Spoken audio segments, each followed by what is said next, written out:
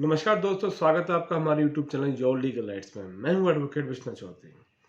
दोस्तों, आज का जो टॉपिक है हमारा वो है कि अगर कोई गवाह, हमने कोई शिकायत दे रखी है और उसके अंदर हमने किसी व्यक्ति को गवाह बना रखा है कि वो मौके पे मौजूद था, वो आई विटनेस था, यानी जब हमारे साथ वो घटना घटी तो उसने या तो हमें हॉस्पिटल पहुंचाया, या उसने हमारा बीच बचाव कराया, या उसने उस घटना को होते हुए देखा। वो बता सकता है कि इस घटना को इनके साथ किसने अंजाम दिया। कभी कभी आई विटनेस का हमें फायदा मिलता है और कभी कभी आई विटनेस का हमें नुकसान भी होता है। कुछ आई विटनेस कभी कभी हमारे खिलाफ चले जाते हैं और कुछ आई विटनेस हॉस्टाइल हो जाते हैं, यानी अपनी गवाही से बदल जाते हैं।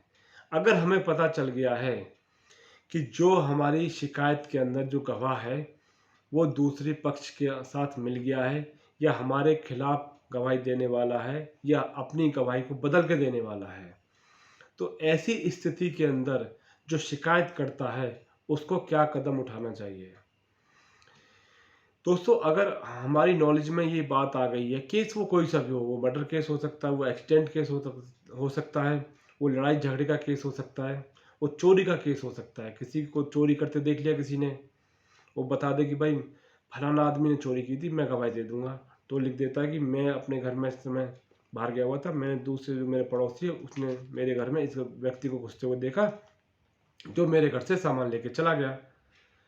तो उस व्यक्ति का नाम हम उसमें लिखवा देते हैं एक विटनेस के तौर पे, और पुलिस उसको गवाह बना देती है।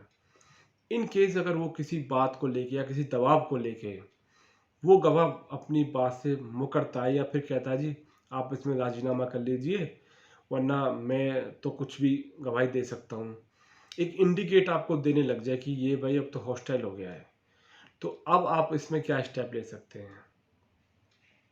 अगर हमारे किसी केस के अंदर कोई गवाह लगता है कि वो बदल रहा है या हॉस्टाइल हो चुका है या दूसरे पक्ष के फेवर में जा सकता है, तो हमें क्या कदम उठाना चाहिए।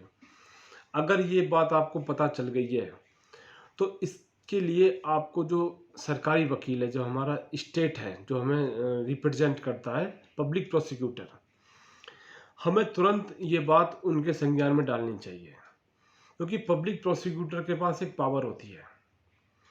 वो पावर उस विटनेस पे वो इस्तेमाल कर सकता है।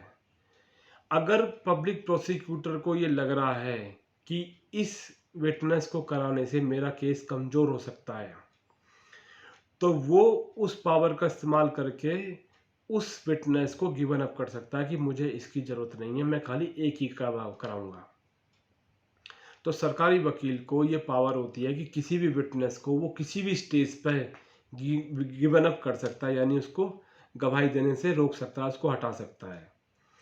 अगर आपको पता चल जाए कि ये गवाह हॉस्टाइल हो चुका है, तो आप सरकारी वकील की नॉलेज में ये बात डाल के आप अपने जो विटनेस आपने बनवाया है उसको आप गिवन अप, यानी उसको हटवा सकते हैं उस केस की गवाही देने से। तो आपके केस में फिर मजबूती आ जाएगी और आप अपना केस जीत सकते हैं। अगर वो गवाही हो चुकी है, दे चुके हैं, तो फिर आपका केस आपके हाथ से निकल गया है, क्योंकि स्टेटमेंट में फिर बहुत ज़्यादा डिफरेंस आ जाएगा, तो आपके लिए केस को प्रूव करना मुश्किल हो जाएगा। तो दोस्तों, अगर ऐसी कोई समस्या आपके पास सामने आ रही है तो आप उस विटनेस को उस केस से हटवा सकते हैं, गिवन अप करा सकते हैं, लेकिन ये बात आपको आपको सरकारी वकील की नॉलेज में लानी पड़ेगी। तो वो अपना फैसला लेके उस विटनेस को हटा सकते हैं। आशा करते हैं दोस्तों हमारे द्वारा दी गई जानकारी आपके काम आएगी। फिर एक नई जानकारी के साथ आपसे दोबारा मुलाकात होगी। तब तक के लिए नमस्कार, धन्यवाद।